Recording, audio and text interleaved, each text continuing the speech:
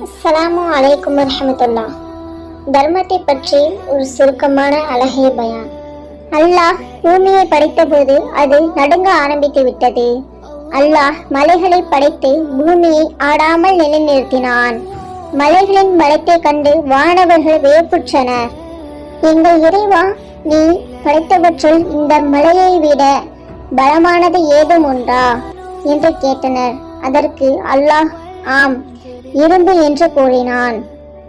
இறைவனே, இரும்பை விட பலமானது ஏதேனும் உண்டா என்று மீண்டும் கேட்க, ஆம் உண்டு, அது நெருப்பு என்று அல்லாஹ் கூறினான்.